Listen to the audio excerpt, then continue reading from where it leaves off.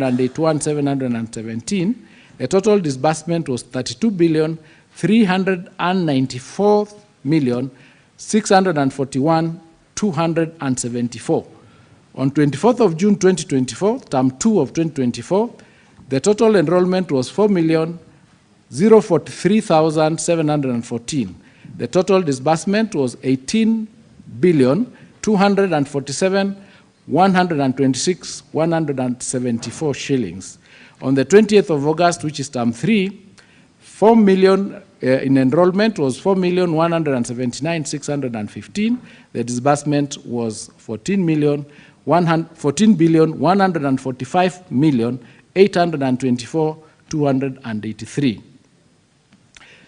Mr. Speaker, it's to be noted that over the last 5 years, the funds provided to the Ministry of Education have fallen short of the approved rate, leading to underfunding of the schools.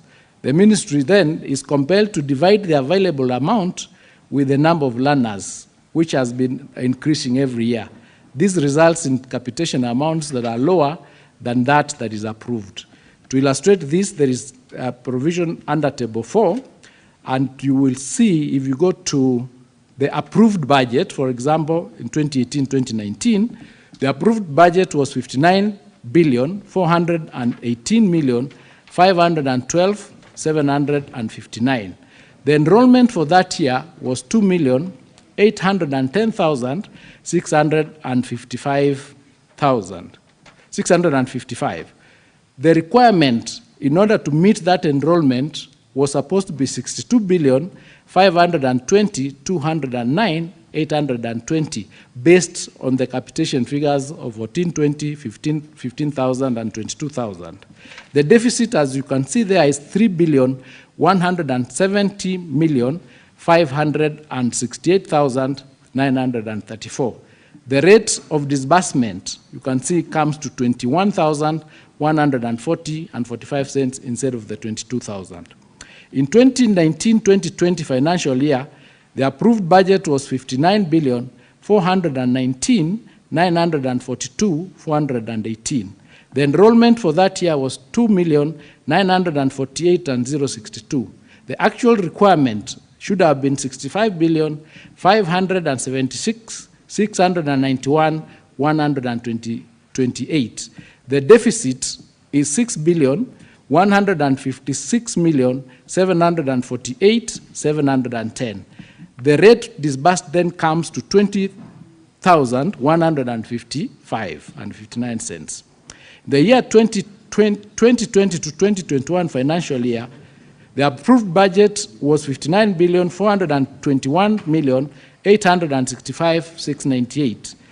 The enrollment was 3,396,322. The actual required was 75,547,786,568. The deficit there is 16,125,985,973. The rate disbursed then comes to 17,495 from the 22,000 that is required. The year 2021-2022, the approved budget was 62,421,865,698. The enrollment was 3,587,081. The requirement was supposed to be 79,791,029,764. The deficit is 17,369,456,555. The rate disbursed was 17,401. The year 2022-2023, the approved budget is 64,421,865. The enrollment is 3.6, almost 3.7 million. The requirement was supposed to be at least 82,088,723,000. The deficit is 17,666,873, leading to a rate of disbursement of 17,456. So there has been a consistent deficit from the amount approved against the requirements and against the increment in enrollment of the students that have been increasing, while the budget has not been increasing in tandem with the students. Mr. Speaker, what measures the ministry has taken to ensure timely disbursement? Mr. Speaker, the ministry has taken steps to ensure that there is timely disbursement of the capitation to schools. From the beginning of 2023-2024 financial year, capitation is now disbursed on timely basis on the ratio of 50-30-20. That means for term 1, we do 50%, term 2, we do 30%, and term 3, we do 20%. This is a change from the previous disbursements that were being done quarterly. The ministry requests for funds, and these funds are released immediately they are received. The ministry requests for funds from the Exchequer at least 3 weeks before schools open. Once funds are received from Exchequer, the same are disbursed to schools immediately. There might be some delays that some schools do not receive the money on a timely basis when the Exchequer has delayed, when the capitation disbursement sometimes delay. As a ministry, we consistently follow up with National Treasury to ensure that there is timely provision of the funds. The schools are also required to upload all their learners and bank accounts on the National Education Management Information System, NEMIS. In some cases where the schools do not receive their funds on time, there are situations where there are erroneous information that is uploaded, causing to the rejection of the funds by the banks. School heads are routinely oriented on what is required of them to ensure compliance. I submit. Honorable Boni, you may now ask your 2 supplementary questions. Mr. Speaker, I want to thank the Minister for this detailed response, and want to tell him that the situation on the report is acceptable, but on the ground where the rubber meets the road, the situation is different, in the sense that in Kakamega and many other counties, literally all the heads of schools, they are waiting for money, which is not forthcoming. They're unable to fund the activities in the school, and children end up being taken at home because of those delays. My first question. Minister, go to page 2 of your response. Look at bullet 4. The actual timely disbursements are as follows. What is the accuracy of this response if in term 1 you had 900,000 children as enrolled, and in term 3 it had increased by 1 million children? Where did these 1 million children come from that were not there in term 1? It begs for the answer, are these actual figures, or you are sending money for fake and imaginary beneficiaries? My second question, Mr. Minister, sir, I invite you to go to bullet 6 of your answer, and you're telling us that in the year 2023, there was a deficit of 17.6 billion shillings deficit. Minister, where do you expect the head teachers to get the money from of meeting this deficit of 17 billion when you have sent a circular forbidding the leadership of schools from levying any charges to these children, to the parents through these children? Thank you, Mr. Speaker. Now, Honorable Sears, just note down the questions. You'll take a few from other senators, and then you respond at once. Senator Eddy.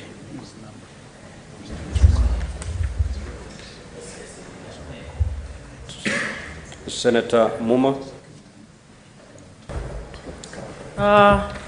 Thank you, Honorable Speaker. Welcome, Honorable CS, to the Senate.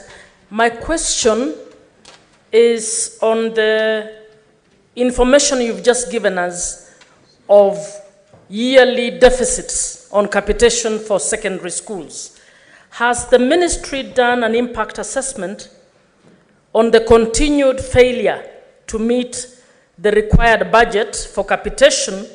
And if so, how many needy students have you captured who have fallen off the secondary school as a result of this? Secondly, how do you link the bursary funds that purportedly are given by governors, by members of parliament, in regard to the deficit that you have presented in this table? Thank you. Senator Karungo, only one question, honorable senators. Thank you very much, Mr. Speaker. Mine is very simple. If you look at page 3 of the response from the CS, he has given us a table there of approved budget, enrollment, requirement, deficit.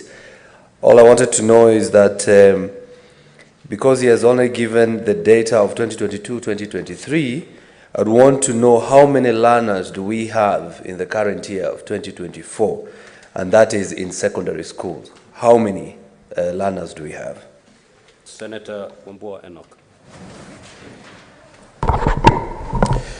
Thank you, the Speaker. The Speaker, looking at the table on page 2, the one after bullet 6, there is consistent deficit in funding for the budget of for capitation since the year 2019. 2019, 2020, 2021, 22, 23, a serious deficit. How does the ministry then bridge that gap, and why are they not learning from since 2019? There has always been this deficit. What are they doing about this? I mean, they are carrying it forward in every year. Can that be linked to the talk about ghost schools and ghost students as asked by Senator Alwale? I thank the Speaker. Senator Gloria Oroba.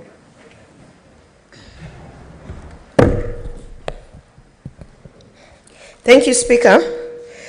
My question is, with regards to all the deficits that we are seeing,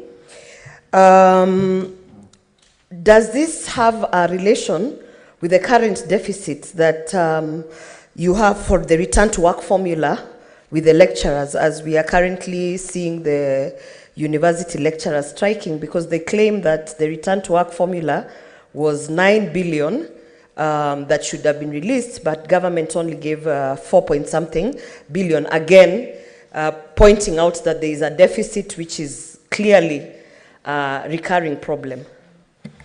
Senator S.C. Okenyuri.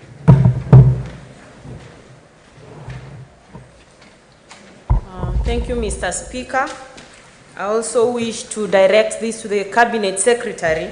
There are general concerns around the disbursement of capitation, especially to special needs education institutions. This is because the Ministry of Education tends to prioritize primary and secondary school institutions, ignoring this other cadre. And during public participation of a bill by Senator Sige recently, the chairperson of these institutions actually brought to our attention that the top-up to learners with disability in these special needs institutions is actually less than Kenya shillings 2,500 per disabled learner. And all of them are treated equally. Whether you're blind, whether you can't walk, it's an equal treatment. Cabinet Secretary, please highlight why this is actually happening. Thank you. Senator Abbas. Thank you, Honorable Speaker. Honorable Speaker, I want to know from the Minister, the CS, that the junior secondary schools is actually a big challenge in this country. And especially in northern Kenya, my county, Wajir County, has acute shortage of teachers. Now, Senator Abbas. Yes, sir. Your supplementary question must flow from the primary question. The subject matter is capitation. Capitation, yes, I see. Okay, proceed. Okay, I proceed? Yeah, as long as you're talking on No, capitation. mine is on the same thing I was just asking. Maybe I can ask later. Yes, because the minister Okay. has a few more I will, questions, to respond to. Maybe it will be captured in one of the questions that are going to be responded to. Honorable CS, you may now proceed to respond to those questions. Thank you, Mr. Speaker, for those questions. Now, in terms of the increment of the numbers that changed from term 1 to term 2, it is because at term 2 there were 2 cohorts moving class 7 together with grade 8 because of the transition that was taking place between the CBC and the 844. That was the cause of that increment in number. With respect to the deficit of 17.6 billion, what has happened is consistently the figures that are being disbursed by Treasury against the requirement in view of the policy of 100% transition has continuously, the numbers have gone up, the numbers of students have gone up, and the amounts have not been proportional to the number to meet the actual capitation that is given. So at no time has the ministry received the fund that is sufficient to cover the capitation that is approved, the 1420, the 22,000, and the 15,000. So that makes it, of course, difficult for the heads of schools to run the schools.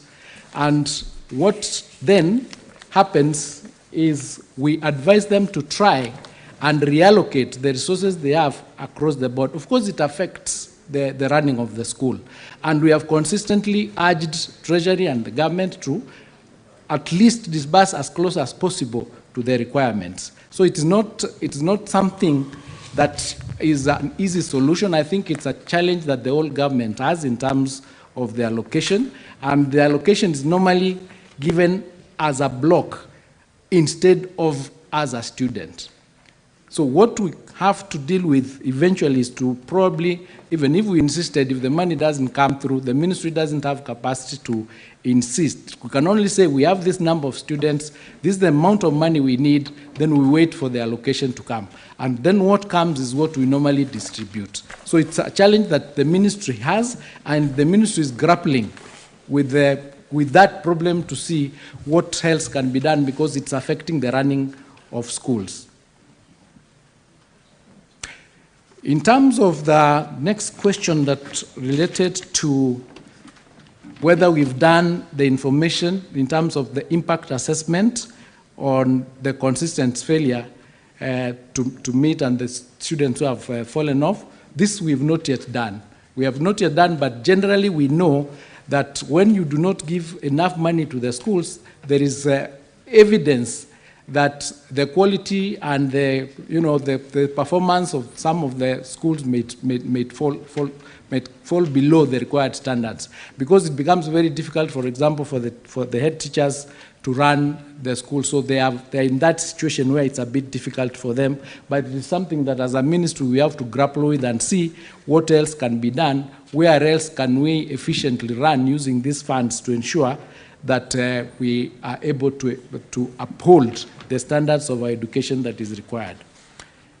With respect to the bursary funds, may I request, Mr. Speaker, that I answer this question when I'm answering the bursary question because it's there. I can answer it together. Very well, Honorable CS.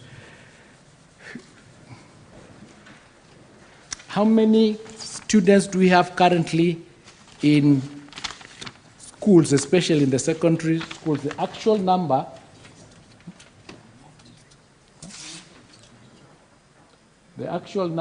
is currently for 2024 is 4.2 million, Honorable Kalingo. The deficit is concerned. How does this gap link to shortage ghost schools? I don't think there is a link between the shortages and ghost schools. That would be a surplus. What we have is a shortage because we have more students than we have the resources. So there is no linkage between arguments of ghost schools or ghost students. In fact, What has happened is from last year, we did an actual physical census of all the schools that we have in the country and all the students that we have. And we completed that exercise about 2 weeks ago. Currently, we are undertaking an analysis of that data that was collected to ensure that this question that keeps recurring about ghost schools, about ghost students, is put to rest. So we've done a physical census of each and every student that we have, of each and every school that we have in the country with proper coding. We are now doing an analysis to link them to what we have in NEMIS to ensure that we actually, the numbers that we are giving are the numbers that we have on the ground. Madam Gloria, the question of whether the current deficit is linked to the deficit that UASU is having vis-a-vis the return to work formula, the answer to that question is this. There is a general deficit of the budget against what is required, and I think it's just in every ministry. And because of what has been happening relating to, especially this year with the finance bill, we had challenges in ensuring that we meet the obligations that we have. But in terms of the return to work formula, the challenge that is there with UASU and with ourselves, and we're having a meeting this afternoon to continue discussing that issue, is we agreed on a 7% and 10% increment. But then that 7% and 10% increment had to be financed. You have to do the actual calculation to come up with a figure that supports the 7% and the 10% increment vis-a-vis the number of years that we have to do that. But when that simulation was done, the figure that the government has against the figure that UASU has differs by almost 5 billion. So that is the discussion that we are having to find out what is that challenge, what is the reason for that calculation. Because when we calculate with the 7%, 10%, and the 4% annual increment, it comes 4.3 billion. When we put in the figure of 9 billion, the increment moves from 7% or 10% to a different figure, to a different percentage. But that's now a question of just doing the workings to find out a middle ground and agree that this is the actual figure. And we have a meeting this afternoon. That's why I requested Mr. Speaker to allow me to finish by 1 o'clock so that I can go and have that meeting with them so that we can solve that problem. Madam, Senator AC, the question on special needs schools, the problem falls across the board. So even the special needs schools, the amount of top-up that they are supposed to get has a deficit. So it cuts across the board. The problem is the same because we receive the disbursements as a block, then we allocate to the number of students that we have. And that has always, there has always been a deficit. And we are trying as much as possible to see whether there is a way that we can have these figures ring-fenced so that in future we at least be sure that our education system does not face the number of crises that is facing each and every year, each and every time. I think that was the last question, Mr. Speaker. Okay, Honorable Senators, we will move to the next question. That is question number 36. However, we'll skip it for a few minutes. We'll come back to it. We will instead move to question number 48 by the Senator for Kisumu County. And I'm informed Senator Eddy is holding brief for Professor Tom Ojenda, who is representing the Senate in the case before court today. Proceed. Thank you, Mr. Speaker. Indeed, I'm holding brief for Senator for Kisumu County, Senator Tom Ojenda, who sought to ask the Cabinet Secretary the following questions. Number one, Mr. Speaker, could the Cabinet Secretary state whether the Ministry of Education has effected the contents of circular number OPCAB 308/018 dated October 2nd, 2023, issued by the Chief of Staff and Head of Public Service, suspending non-essential foreign travel by government officers. B, as the Minister assessed the consequences of the travel suspension on public universities, particularly with regard to capacity building, the discharge of public duty, and the quality of education offered. And lastly, Mr. Speaker, could the Minister also share with the House what measures will the ministry take to ensure that the implementation of the circular does not indiscriminately hinder essential travel in public universities? Thank you, Mr. Speaker. Honorable CS, you may now proceed to respond. Thank you, Mr. Speaker. I do confirm, Mr. Speaker, that the Ministry of Education has effected the contents of the circular. The circular seeks to rationalize foreign travel and to achieve prudence and cost-effectiveness in relation to costs associated with foreign travel. With respect to the second limb of the question, I wish to clarify that the circular, Mr. Speaker, is not a blanket ban on foreign travel. The circular suspends non-essential travel. Travel to attend critical activities outside the country is still permitted. Requests for travel, Mr. Speaker, are assessed on a case-to-case basis and approved on their individual merit. Staff of our public universities have indeed continued to travel to attend essential and critical businesses abroad. Mr. Speaker, on the third question, as I've indicated above, essential travel is not prohibited. Each request for foreign travel, Mr. Speaker, is reviewed on its merits, and where such travel is deemed essential, approval is granted. Each request for foreign travel has to demonstrate, Mr. Speaker, the value that such travel Senator will Fernandi, add to the individual. just go take your seat. Proceed to your seat, please. Proceed, Honorable CS. Thank you, Mr. Speaker. Each request for foreign travel, Mr. Speaker, has to demonstrate the value that such travel will add to the individual and his or her institution. There has to be a demonstration of value for money. The key factors that are considered are the value that such travel will add, the necessity of such travel to fulfill either treaty or regional or international obligations, and the unavailability of other cost-effective alternatives such as virtual meetings or sending our officers who are stationed in those foreign countries to represent the team. Thank you, Mr. Speaker. Senator Eddy, you may now ask your two supplementary questions. Thank you, Mr. Speaker. Mr. Speaker, from the presentation by the CS, you've realized that the clarification on non-essential travel as pertains to the ministry is not that clear. So my question is, CS, have you been able to put a circular through the universities, all public universities, on what entails non-essential foreign travels and what entails essential foreign travels to the clarity of the public universities? And secondly, Mr. Speaker, when exactly were the dates of implementation of this particular notice? And what has been the impact assessment of that implementation since then? Senator Chiranke. Mr. Speaker, I wanted to find out from the CS, you know, for each and every child to access capitation, Mr. Speaker, no, Honorable you need... Senator, we are done with our question. We are now on question number 048. Okay. Mr. Speaker, just can the CS give us the reason why the non-essential travel was banned and how much has been saved by the ministry for saving non-essential travel as provided by the circular? Senator Richard Onyonka. Thank you, Mr. Speaker, for giving me the opportunity. CS Migos Ogamba happens to be a very good friend of mine. I want to congratulate him and wish him the best. I believe he is up to the task. The responsibility has been given by the government.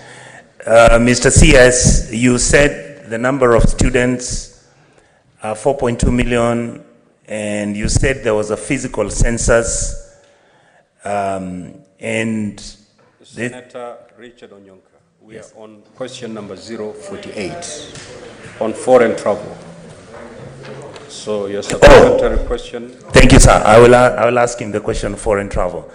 You've explained that your responsibility is to look, the circular you gave had something to do with the essential travel and the number of people who are supposed to be traveling. I did not hear you mention the number In other words, the feeling and the observation I've made is that you find when government officers are traveling, sometimes you will find that even when you have reduced the number of the individuals traveling, you do not particularly discuss the number that, for example, a PS can travel with, the number that a director can travel with. And indeed, in your office, I know you are entitled to go either with the PA and 2 other people. Have you observed that as an issue that could have increased the number of people who are traveling? Thank you, Mr. Speaker. Honorable Senator Kisang. Thank you, Honorable Speaker. Honorable Speaker, my question is one. I wanted to find out from the CS that since the release of the circular and requests that have been made by the universities, because we know our lecturers, these are researchers, they go for conferences, serious conferences, and also meeting their own peers to enhance knowledge. Since the release of the circular, how many requests have been made to the CS, and how many did he approve since the time of the release of the circular? Honorable CS, you may now proceed to respond. Thank you, Mr. Speaker.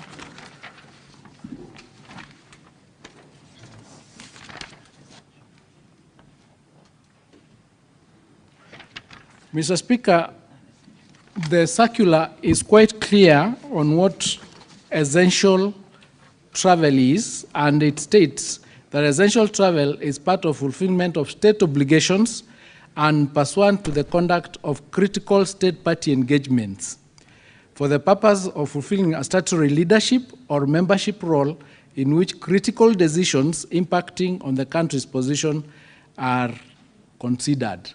So there are parameters that have been provided for in the circular, which is the guiding light, and this circular has been sent to all the universities, and each and every vice chancellor has circulated it to their members. And that is what we are following. We are not creating anything new. And what is important is to confirm that what the officer is going to do can't be done by anybody else, or it's going to bring in some other advantage, some other value that is required as indicated in that particular circular. So that the impact assessment has not been undertaken since the circular was issued on the October 2nd, 2023. It is just about a year old, and I think it is now ripe for that particular impact assessment to be undertaken, and I think that's what we are likely to do.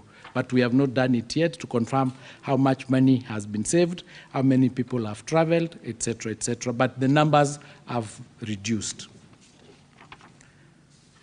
Senator Chiragay, the reason why non-essential travel was banned, this is because I think a lot of people were traveling without good reason, and it increased the cost of foreign travel for ministries, and it became necessary to ensure that there are regulations and guidelines to limit the number of travels that are not essential, and as I said earlier, that can be performed by officers that we have in those foreign countries, or that can be done using what we are indicating as on online meetings, etc.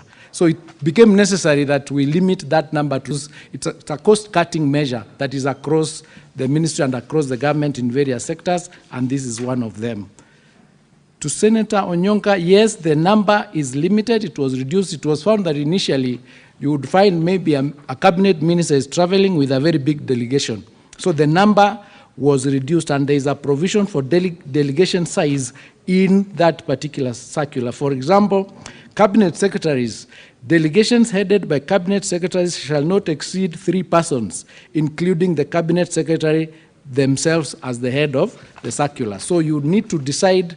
If you are going, you'll go with one other person. If it's a technical meeting, you go with a technical person, so that you do not carry all and sundry. Headed by principal secretary shall not exceed 2 persons themselves. That's 1 + 1.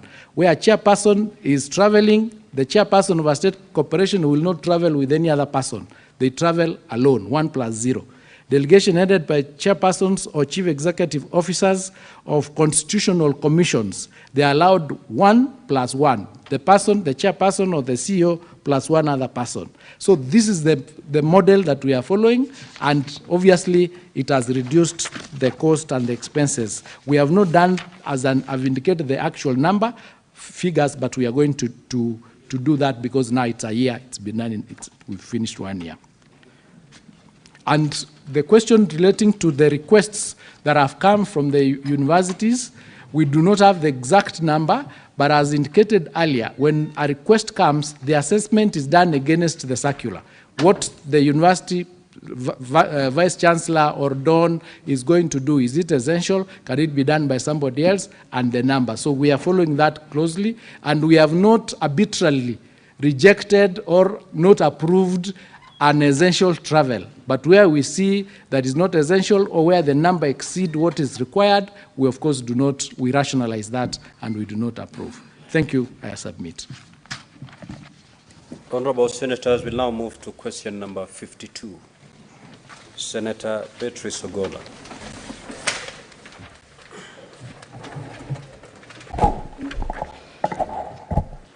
Thank you, Honorable Speaker, for granting me the chance, and I thank the CS for being present to address these questions. I address question number 052 as indicated. My question is, 1, what criteria is used in the selection of interns to be engaged by basic education institutions in Kenya? And could the Cabinet Secretary clarify whether individuals who undertook teaching practice during their studies in college are eligible? 2, could the Cabinet Secretary provide a list of interns currently engaged in the institutions and specify their responsibilities, terms of engagement, and duration of service? And 3, could the Cabinet Secretary state plans by the government to transition the engagement of the interns into permanent or pensionable terms and provide the criteria to be used as well as the timelines? And lastly, what steps has the government taken to ensure that junior secondary school, GSS, are adequately staffed, considering the existing staffing gap being filled by the interns? Thank you, Honorable Speaker. Honorable CS, you may now proceed to respond.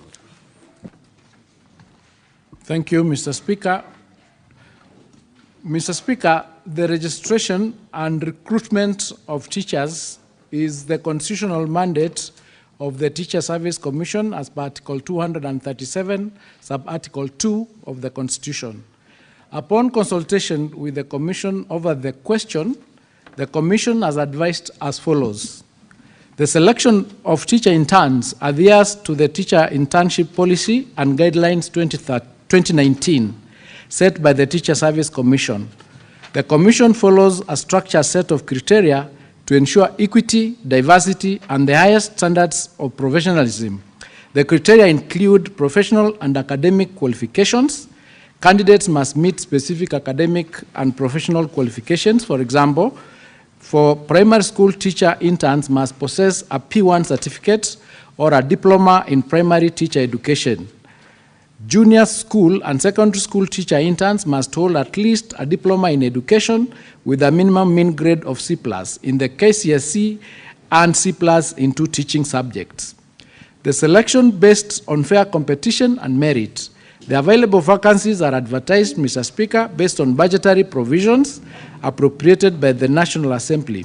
Selection is based on merit, assessed through factors like quality of academic certificates, age, and length of stay since graduation. There is also the item on regional representation. Candidates are selected with consideration for regional diversity, ensuring that all areas of the country are represented and have equal access to teaching opportunities. There is gender consideration. Efforts are made to promote gender balance in the teaching service and support equal opportunities for all genders. Disability status. The special consideration is also given to candidates with disabilities, ensuring that the teaching service is inclusive and offers equal opportunities to the individuals with diverse needs in the Persons and Disabilities Act 2003. Registration and employment status: all candidates seeking internship must be registered with the Teacher Service Commission and be unemployed and not previously employed by the Commission on permanent and pensionable basis. Lastly, availability of vacancies. Selection is strictly based on the availability of vacancies within each county and or sub-county. Teaching practice is a core component of a teacher training program that is undertaken during the teacher's training in a college or university. Teaching practice lasts for a term. Accordingly, all teachers must have undertaken teaching practice in college before qualifying. On the other hand, the teacher internship program is a postgraduate step intended to provide opportunity for qualified teachers to acquire, develop, and sharpen their teaching skills and also learn the ethos of the teaching service. In addition, the program enables interns to enhance their pedagogical skills and competencies through job experience. It also assists in providing teaching service with qualified, mentored, and fully inducted personnel for purposes of curriculum delivery. On the second limb of the question, on the list of interns currently engaged, Mr. Speaker, the Service Commission maintains a list of all teacher interns, including their stations. The standard duration of internship is 2 years, with responsibilities primarily centered on teaching, lesson planning, and participation in other school activities, such as co-curricular activities. Mr. Speaker, the list of the intern teachers is provided under Annexure 3, and we did forward a soft copy because it runs, I think, to 2,500. Honorable Senators, that particular list is contained in your iPods. Proceed, Honorable CS. Thank you. On the third limb, Mr. Speaker, the Teacher Service Commission commenced the process of transitioning the 46,000 intern teachers to permanent and pensionable terms in September of this year. The process will be completed in December 2024, and the candidates will be confirmed into their positions in January 2025. You remember, this was part of the issues that were raised by their unions at the beginning of the term, and we promised that we'll ensure that these 46,000 teachers are placed in permanent and pensionable positions. Mr. Speaker, the fourth limb of that question, to address staffing gaps in junior schools, Mr. Speaker, the government has been making provision for the annual recruitment of additional teachers. The government has also been deploying qualified teachers from primary to junior schools to further bridge the gap.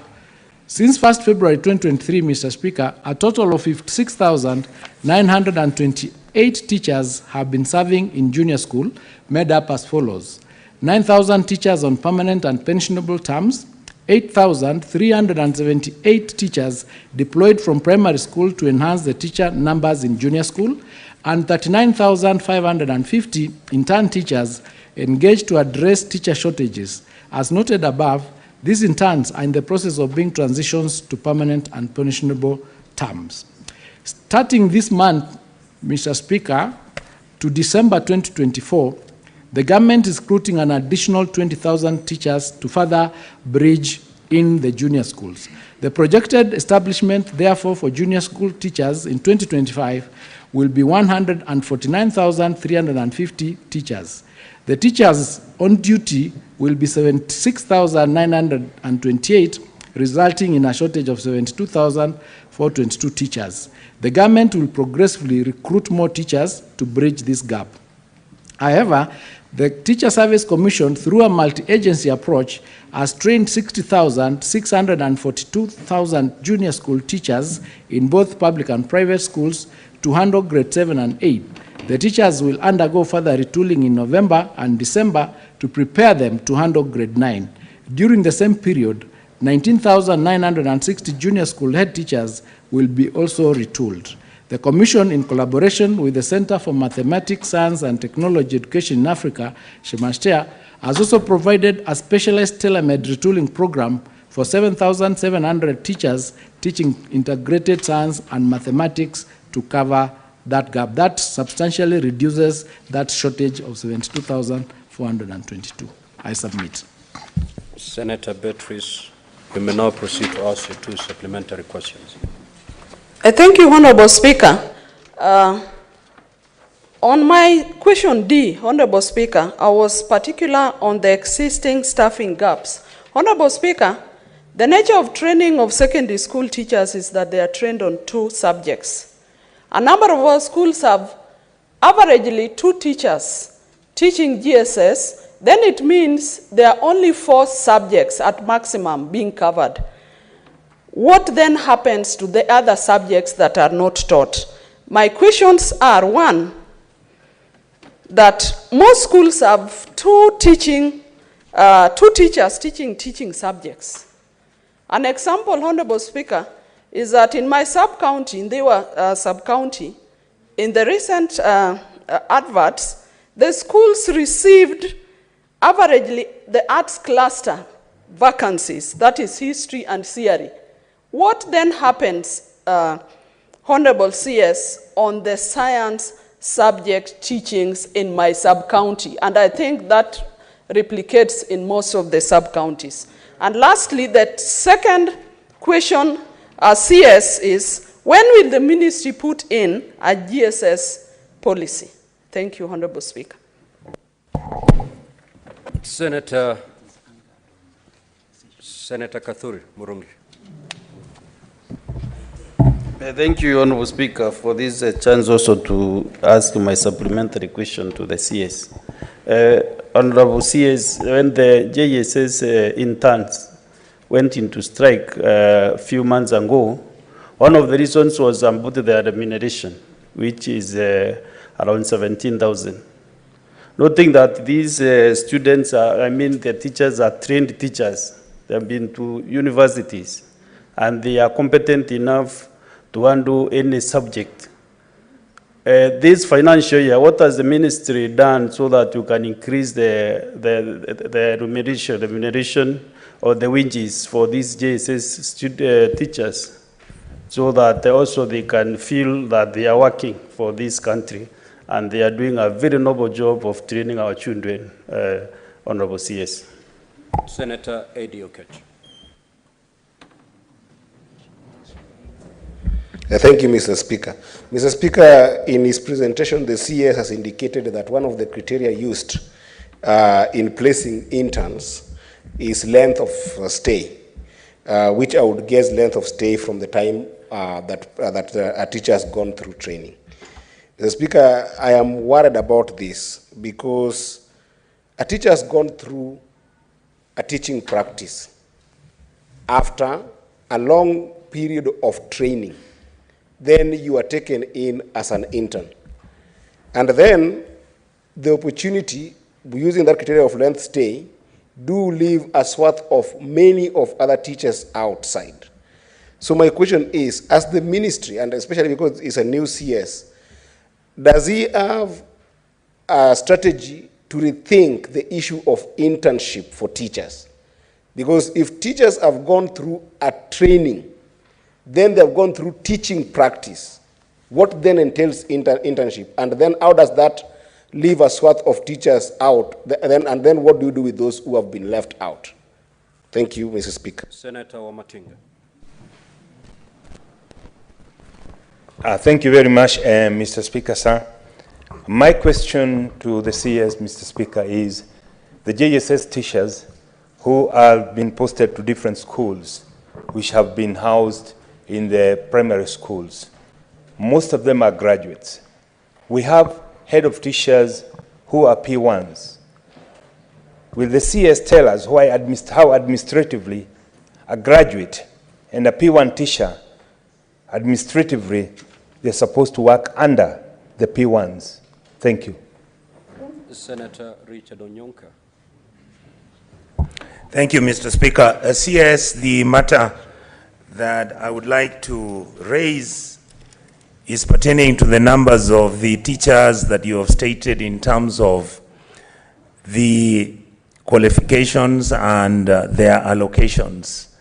One of the most controversial issues, CS, and I bring it to your attention because you've just come in as a new CS, is the fact that if you look at all our counties, and there are 47, we don't have any list or data which can explain the total number of teachers that have been employed in every county. You know, one of the responsibilities of this House is to protect the counties. So would it be possible, CS, that you could actually be in possession of that list, and if necessary, whether you could post it on your portal so that Kenyans are able to see your distribution, whether it's gender-based, people with disability, and the general public distribution of these teachers within our republic? Thank you, sir. Senator Abbas. I think there's, before Senator Abbas poses his question, Senator Richard Onyonka, if you look at the response to the question that we've just skipped, though we're coming back to it, the question by the Senator for Kakamega, there's a very long annexure there. Maybe look at it as you wait for a response from the Honorable CS. It may shed light on the question you've just asked. Senator Abbas. Thank you, Honorable Speaker. Honorable Speaker, I think thank also the Minister that whether the Minister is aware that in Wajir there is a huge shortage of teachers, both in primaries and secondary schools. That most of the schools, junior secondary schools, are not fully functional. My question is, as rightly said by the questionnaire, Senator Ogola, in most instances, schools have one trained teacher, the rest are BTA teachers. Only the principal in some of the schools, most of the schools in my place. The rest are BTA teachers, the parent teachers, teachers, employed by those teachers. And junior secondary school is actually a unique, a new foundation. I mean, things that has been started recently as a result of the CBC. So as a result of that, are the teachers, BTA teachers trained to go and teach the junior secondary schools? Is there any opportunity given to those teachers so that, because there are no other teachers, are the teachers for BTA teachers trained? How many teachers out of the 56,928 teachers in JCCs, I mean the junior secondary schools, has been sent to Wajir County? Thank you. Senator Samson Chirenge. Thank you, Mr. Speaker. A quick one to the CS through the Speaker. One, just one question. Mr. Speaker, can the CS tell us after the KPSEA exams, what is the population of grade 9 and the number of teachers that is needed, plus the subject that every teacher shall be teaching, in mind that he has said in his answer that the government is employing 20,000 interns? How long should those interns be in internship before they are confirmed to permanent and pensionable and the remuneration status? I thank you, Mr. Speaker. Senator Essie. Thank you, Mr. Speaker. While I appreciate the government initiative to extend an offer of employment to the JSS interns, I also feel it's unfair for TSC to still subject these interns for a 6-month probation period after they have had an encounter with them for more than 2 years, actually. I feel that the probation policy by TSC should work for people who are encountering TSC for the first time, not interns who've served for more than 2 years. Thank you. Senator Gloria Oroba.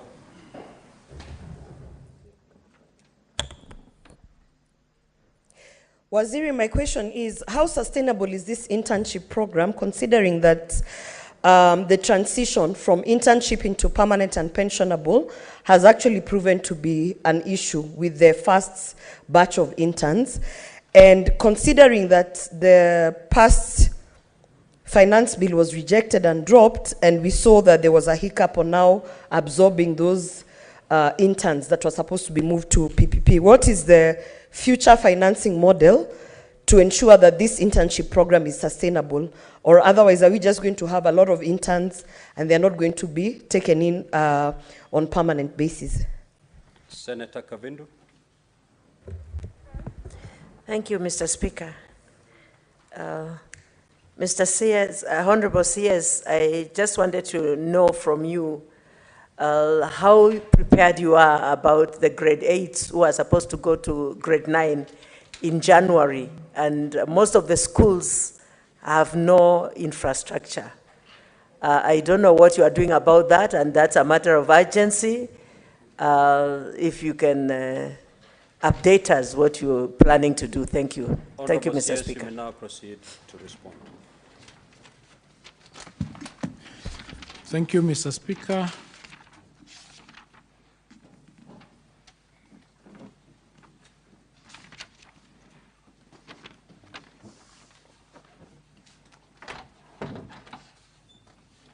Now, the question of the teachers being able to only teach 2 subjects, that's why I have indicated that more teachers are being retooled to ensure that they teach more than 1 subject or more than 2 subjects. However, the focus, again, on the 20,000 teachers that are going to be recruited as interns will be towards the science-based subjects so that we can further control or further limit or further cover that gap.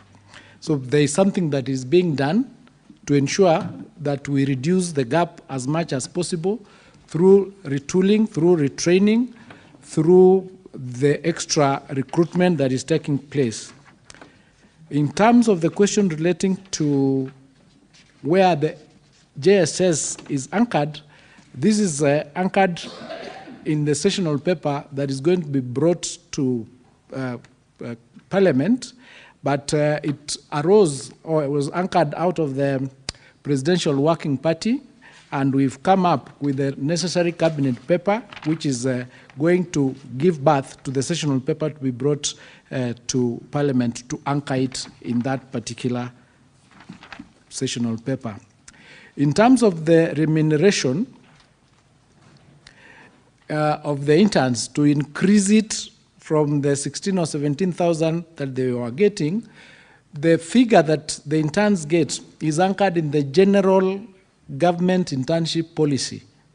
And it is based, as I indicated, on available budget and available resources. That's why last year we did, or the last 2 years, we did 46,000 that were there for 2 years, but this coming year we are doing 20,000. It's actually anchored in the available resources, and it is because of the limitation of resources that we are not able to employ or to put in as many interns as possible.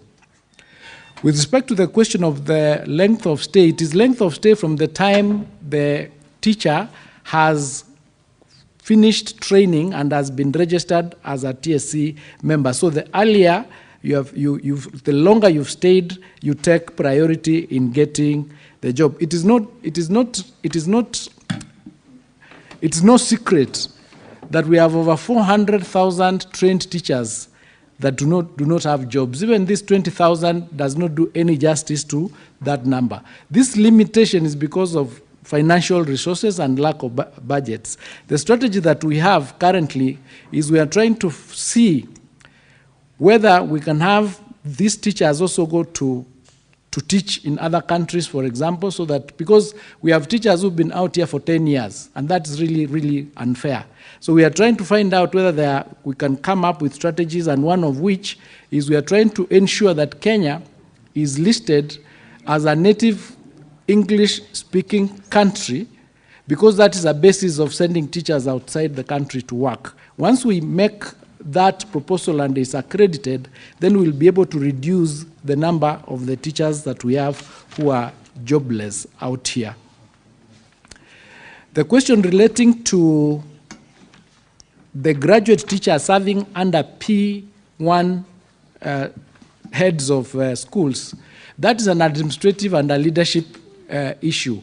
Somebody could be a P1 head teacher who has been there for a long time and has experience, and the graduate is a completely fresh graduate. There shouldn't be any problem serving under that particular P1 leader, because there are policies and regulations under which each and everyone does their job. So all that people have to adhere to is what is provided for in the policies and guidelines.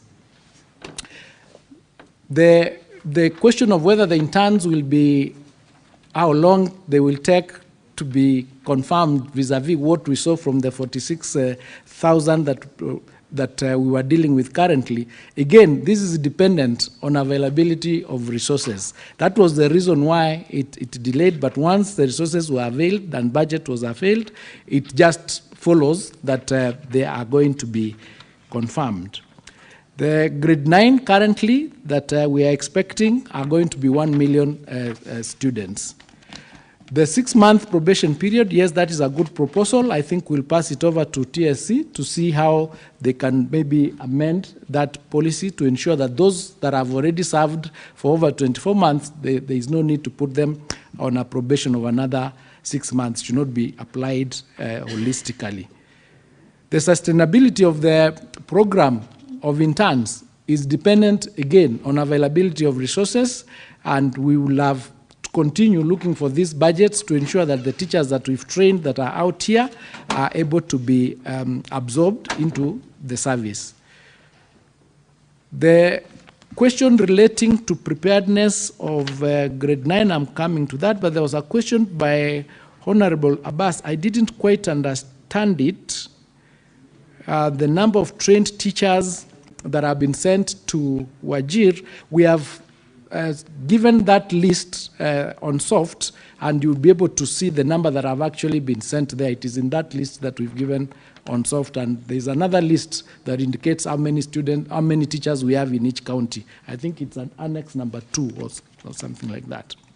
The question of how prepared we are, an assessment was done for this 1 million grade 9 students, and we came up, the ministry came up with a requirement of 16,000 classrooms. The World Bank gave 12 billion shillings, and the ministry is doing 11,000 classrooms. Out of the 11,000 classrooms that are going to be, they have been done in 2 tranches. Phase 1 was 3,500 and it's been completed. We are now in phase 2 dealing with 7,500. There is also a co-funding with the CDF, where the ministry gave, I think, 3.4 billion and CDF 3.4 billion, making 7 billion. That is also going to do 6,000 classrooms, making a total of the 16,000 that are required. So we are in the process. We have done 3,500, 7,500, and the other 6,000 are in various stages of completion. We've calculated that we are going to have all these classrooms completed by the 15th of December. And the reason is this. What happened is when these resources came, they were devolved to each school. The classrooms were standardized.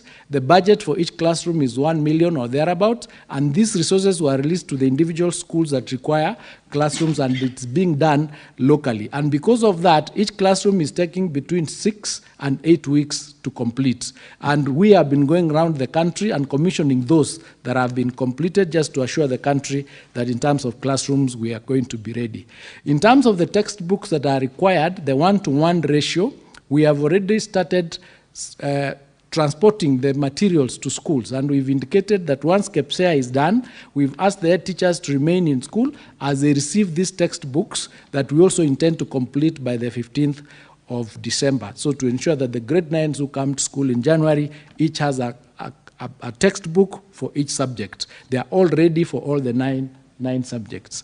In terms of teachers, I have already indicated what we are doing to cover those areas. So those are the infrastructure, and that is what we are doing to ensure that we are ready next year. But we are saying that as a country, we need all of us to work together, and that's why we are working with members of parliament to ensure that we are doing these classrooms together, so that where there are challenges, we face them and deal with them, so that in January, we do not have a crisis. I submit. Well, Honorable Senators, if you need any further clarification, you may see the Honorable CS upon this. We now move to question number 64. Yes. Senator Boni, question number 64.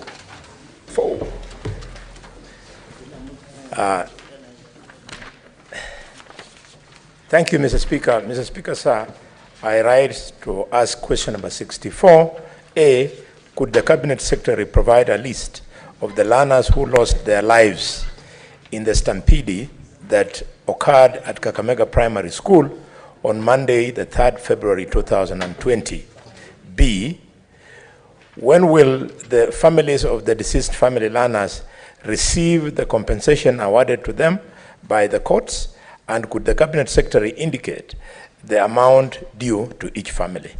And C, could the Cabinet Secretary also indicate when the families of the 3 students and a teacher who died from a water and food poisoning at Mukumu Girls High School in Kakamega County will receive the 400,000 shillings that was promised to them by the former Cabinet Secretary, the Honorable Machogu. Thank you, Mr. Speaker. Honorable CS, you may now proceed to respond. Thank you, Mr. Speaker. On part A of that question, Mr. Speaker, in this unfortunate incident, the list of the learners who lost their lives in that unfortunate incident is as follows. 1, Anonet Ilamwenya of Class 5V, Prudence Eliza of Class 5W, Catherine Alo of Class 5W, Naila Kiverenge of Class 4G, Prince Vamalia of Class 4G, Nicholas Achola of Class 5P, Vanessa Adesa of Class 5P, Fidel Kambuti of Class 5P, Simon Waweru of Class 4G, Samuel Simeka of Class 5V, Lavenda Kosa of Class 5P, June Nakumincha of Class 4G, Joseph Musami of Class 5B, Batha Munywele of Class 5Y, Salma Olesi of Class 5W. Mr. Speaker, on the second limb, by a judgment delivered on 15th of March 2023, the court ordered a compensation of 1.25 million shillings to each learner's family. We are working to secure the resources to effect the judgment before the end of this financial year. Through a multi-stakeholder effort involving the national government, the county government of Kakamega, and the Ministry of Interior and National Administration and the Salvation Army Church, each family has been paid 413,000. On limb C of the question on the issue of the 400,000, the 3 others who suffered, Mr. Speaker, the 3 students were part of the comprehensive medical insurance cover under Edu Afya scheme. The scheme, which was operated by the National Hospital Insurance Fund, included a last expense payment of 100,000 and a group life cover of 400,000, totaling 500,000 per student. Thus far, the families of the following 2 students have already been paid. The late Miriam David Namajanja, admission number 18675, under policy number UPI JSL SUA, the last expense and group life benefits totaling 500,000 were paid on 20th of February 2024 to our parents, Mr. Sitoshe Webo David. The payment was deposited in a KCB bank account at the Webuye branch. The late Mambili Diana, admission number 17351, policy number UPI 29RLSM. Our next of kin, Mr. Paul Mambili, received the 500,000 being payment for the last expense and group life benefits. This amount was deposited in cooperative bank account at Kakamega branch.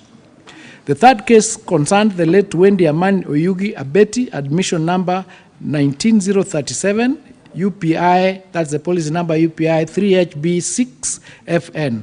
The claim for our last expense and group life benefits has not yet been processed. Errors were found in the claim form and our parents were advised to correct and resubmit the form. NHIF received the corrected document on 28th of June 2024 and the claim is now being processed. Regarding the deceased teacher, the Teacher Service Commission is currently processing the gratuity for payment to the family. I submit.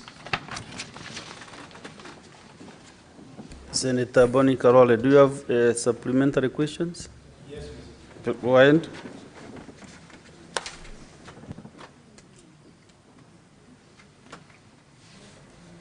Mike.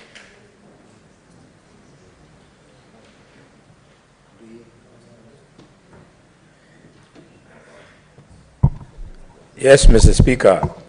Mr. Speaker, this was a very sad case in Kakamega. And Mr. Speaker, we are talking about 2020, 4 years ago, purely on humanitarian grounds, could the minister assure me so that I go and tell the parents that you're going to expedite, they be paid? Losing a child and the government giving them 400 shillings is nothing. So when you delay it, you make the mourning to continue and continue. When are you going to settle it? And Mr. Speaker, the case of the children at Mukumu Girls, they are unique because the principal secretary is an alumni of that school. So they are very hopeful that, Minister, you will help their old girl to take the money to them, since she's on your immediate right. Minister, can I request that you help P.S. Beatrice to look good in her old school? In fact, one of the children, Beatrice might not have told you, is from her village. And when I went to bury her, we didn't have the words. Finally, Mr. Minister, the minister also on that day promised to pay 15 million shillings to Butere girls and 20 million to Mukumu girls. The 15 million for Butere girls went. The 20 million for Mukumu girls has not come. When are you going to pay for the same problem? Maybe, do we have maybe questions on that line? If I follow my list, then I can see Kadri Muma, Senator Kadri. Thank you, Honorable Speaker. Honorable CS, my follow-up question on this is whether the Ministry of Education has a policy regarding compensation of families of learners in the events of accidents, loss, deaths arising from events such as what happened in Mukumu, poisoned water, what happened in Nyeri, fires. I think it is despicable that you would have somebody begging a ministry on the delivery of rights. Do we have a policy on this to ensure that every school has an insurance or an arrangement that can ensure that the loss of lives, loss of limbs, disability caused because of negligence is covered by the government or the insurance companies? Senator Joe Nyutu, Chair Education Committee. Thank you, Mr. Speaker. My question may not be very different from what Senator Catherine Muma has asked, but maybe I can put it in a different way. Mr. Speaker, and I'm addressing the Cabinet Secretary through you. Over the years, we have had very many incidents in schools, Mr. Speaker, causing deaths to students. And all the ministry has done all the time is to tell us about some safety measures that they have set in place in order for learners to be safe. But, Mr. Speaker, it seems that when these incidents do happen, they defy the regulations that the ministry has had. Exactly what new measures, Mr. Speaker, has the ministry, instituted? Because the old measures seem not to work anymore. The issue of staircases, because I think that is what happened in Kakamega, inadequate staircases in school buildings. Do they inspect regularly, or this happens only when an incident happens, Mr. Speaker? So in a nutshell, what new does the ministry have, save for the old measures of ensuring student safety in schools? I thank you, Mr. Speaker. Thank you, Senator Beatrice Ogoro. Thank you, Honorable Speaker. My question relates to compensation of loss.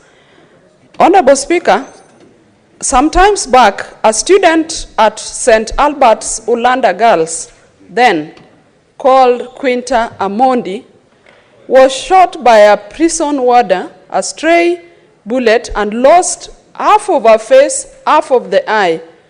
This affected the student in the learning process, and up to date, Honorable CS, the student has yet to get a compensation.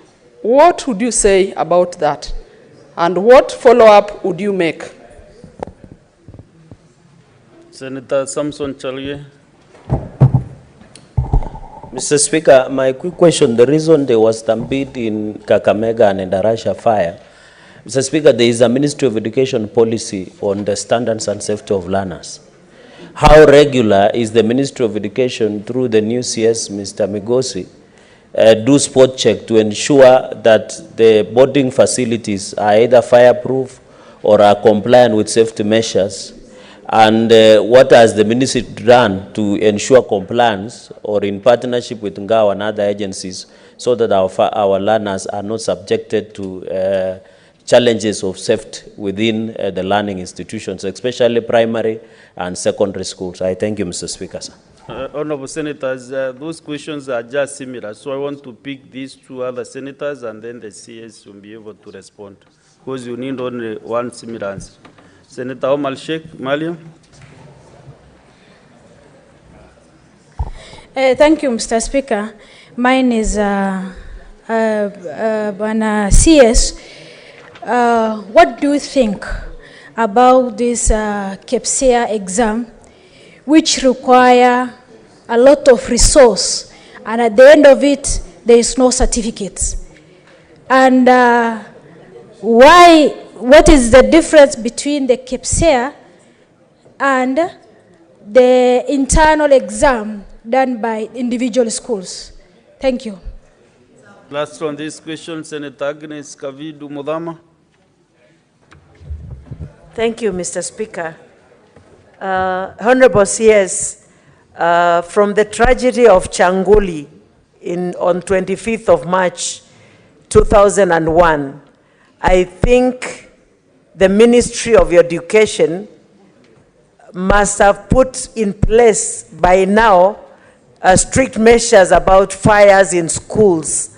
And I would also like to know if those students who died in Changuli tragedy were completely compensated. Thank you, Mr. CBS. Mr. CS, answer those questions. Can we proceed to the next question?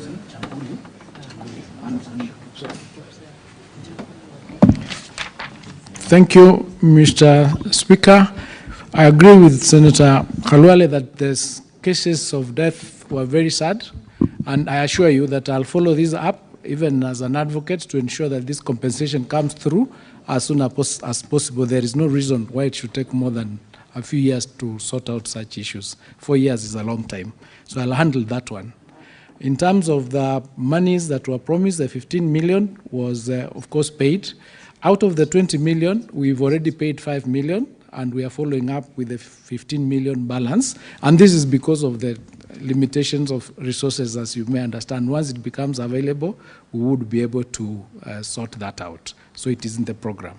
Thank you. Now, regarding compensation policy at the ministry for accidents, fires, and any other misfortune events, Mr. Speaker, during the previous financial year, we had the policy that was provided for under the Edu Afia that covered all these requirements, and every incident and accident was compensatable through that policy. Now it is again being provided for under the Universal Health Program that we are rolling out, the SHIF, and we've already sent out a circular to parents and all our teachers to ensure that the students through the parents are registered on SHIF, and I think as a ministry we are actually ahead. The large number of those 12 million that are already registered come from our ministry. So the compensation is already provided for in that particular policy. The defiance to the regulations and what new strategy we are coming up with is that after these particular accidents, it became clear that because of the penalties that are provided for in the regulations that are not, punitive enough, and because we are doing an amendment to the Basic Education Act, what we want to do through that amendment, and we'll be bringing it to Parliament, is to raise those policies into provisions of the law so that when you violate them, the penalty is that much more severe, including imprisonment. Because what happens, the policies are in place, but sometimes there's some laxity in some of them being obeyed. But we are elevating them to the level of being regulations and for the level of being statutory, so that people can take them very, very seriously. And we are working on the amendment, and we will be able, I am sure, to limit that. In fact, when the Indarasha event occurred, we commissioned a thorough investigation of all the boarding schools, and the report has been done. It was being analyzed yesterday. We have not completed the analysis, after which we'll issue a circular and thereafter to tell the people what they are supposed to do. Any school that will find that is not conforming will be deregistered. On the question of Printer Amondi, I'm unaware of the case as we speak. I would suggest that if you can forward to us the details of that case, I'll be happy to follow it up for compensation and for proper handling of the case. Now, the regularity of spot checks on how the schools are adhering to the policies is an issue also related to limitation of resources, because the safety and quality assurance officers that we have are not sufficient. So we'll be coming back to Parliament to seek for more resources in order to employ a number that is proportional to the schools that we have, in order to ensure that the spot checks are done on a regular basis, and that we have enough personnel well capacitated to ensure that they are doing their job and they are properly, capacitated, tooled, enough vehicles. In fact, there's a question of vehicles, it comes to it, and ensuring that that spot check is going to be done on a regular basis. Under KEPSEA, Mr. Speaker, the assessment is focused on monitoring the learner's progress, and it is done in two phases. There's a formative assessment within the school that is done by the school at the teacher's level, and there's a summative assessment that is now done to validate the internal assessment, so that we know that when the child is moving, transiting from primary to junior school, at least they are properly tooled and they're properly ready to undertake the studies in junior school. The reports are given for the learner. The reports are given. There is a report that is given to each learner, and it's a school report. There are two reports. There's a school report. Actually, there are three reports. There's a learner's report, a school report, and a national report. That report informs the assessment of the student so that we exactly understand the learner's progress.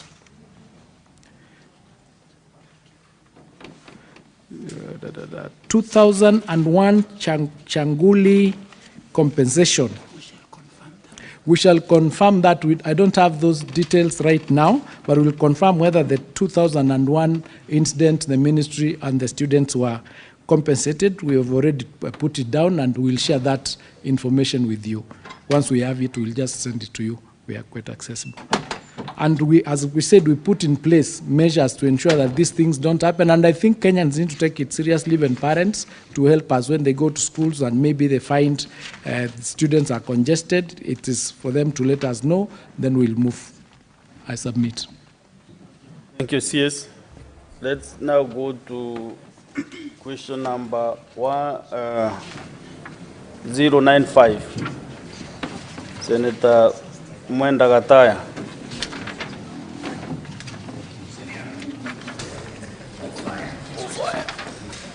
Thank you, Honorable Speaker. Honorable Speaker, I rise to ask a question from the CS Education pertaining issues in Tharaka Nithi County. So, Honorable Waziri, what is the ministry doing to address the existing shortage of educational staff? specifically curriculum support and quality assurance officers in Tharaka Nithi County. Are there plans by the ministry to deploy additional vehicles to Tharaka Nithi County to address the prevailing inefficiency and enhance delivery of education services across the county? Could the Cabinet Secretary at the same time also explain why it has taken long for teachers serving in the Kadwana, Chuka municipalities and Chuka and Bangombe sub-counties respectively to be considered for hardship allowance despite serving under similar adverse conditions as their colleagues in Tharaka South and Tharaka North sub-counties? I submit, Honorable Speaker. Thank you. CS. Thank you, Mr. Speaker. On question part A, to that question, Tharaka Nithi County, Mr. Speaker, has one lead county quality assurance and standards officer based at the county education offices. It also has one quality assurance and standards officer based at the county education offices and 7 sub-county quality assurances and standard officers that are stationed in the 7 sub-counties in Tharaka Nithi as follows. Titus Command Mburu, the employment number is there. Designation is the county quality assurance and is stationed at the CDE's office. Simon Tanoi Waiwa, stationed at the CDE's office. Waome F. Mureithi, Meru South Sub-County. Peter Dhuranira, Mkombitu, Tharaka South Sub-County. Eliud Karanja Kamau, Igambangombe Sub-County. Peter Kabiro Laibu, Mutembei Sub-County. Patrick Murira, Chiakariga Sub-County. Michael Karaoke, Tharaka North Sub-County. And Kinyo Silas, Mara Sub-County. Thus, Mr. Speaker, Tharaka Nithi County has a quality assurance and standards officers in all its 7 sub-counties. This is the standard staffing level for quality assurance and standard officers.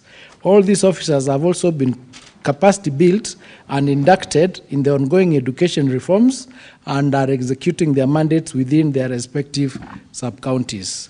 Part 2 of the question. The ministry dispatched 3 Isuzu D-Max double cabin vehicles to Tharaka Nithi County in November 2023.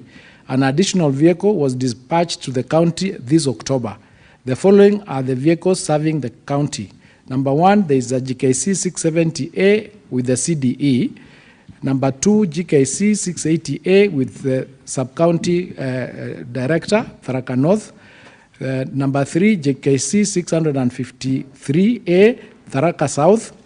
And number 4, JKC 671 in Mara. The ministry is seeking the requisite budgetary allocation in order to purchase more vehicles for the remaining sub-counties, and indeed other parts of the country are also facing the similar shortages. Part C, Mr. Speaker, the payment of hardship allowance is done automatically once an area is classified as a hardship area. The classification is done by the Ministry of Public Service and Human Capital Development. The areas of the county that are currently classified as hardship zones are indicated in legal notice number 534 of 1997 and next provided as annexure number 4. Tharaka South and Tharaka North sub-counties are not classified as hardship areas at the moment. As a ministry, we write to the Ministry of Public Service and Human Capital Development to request it to consider specified areas as hardship areas. Once that classification is done, the Teacher Service Commission will automatically pay the allowances. I submit. Senator Mufaya, do you have any supplementary question? I've captioned the answers given by the CS, but Honorable Speaker, you know, I am asking questions on behalf of the service consumers, especially on part 1, Honorable Speaker, where we are seeking to know whether we are getting some quality assurance and curriculum developers. This is an issue, Honorable Speaker, that has really bedeviled quite a number of sub-counties, though the CS has just narrated the number of the quality assurance and curriculum developers on the ground. But I think I want to be on record, Honorable Speaker, that is not the situation on the ground.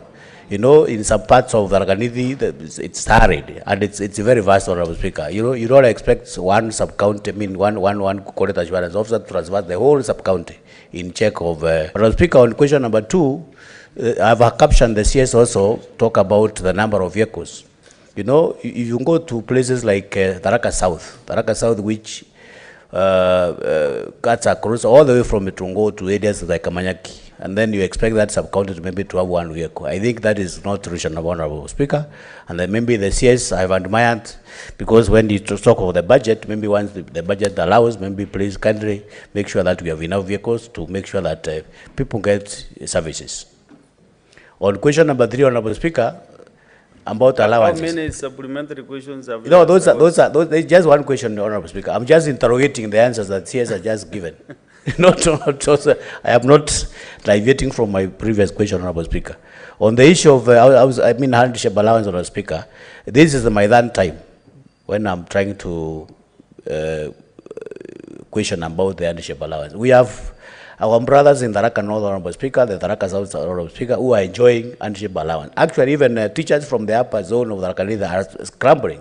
They are struggling to go to Tharaka where they can get some extra coins. So, if you go to Ekambangombe, sub-county, Honorable Speaker, it is equally hardship, just like Tharaka South and Tharaka North. I think, I don't know what measures the ministry is supposed now to initiate to make sure that we don't have disparities in those 3 sub-counties, Honorable Speaker.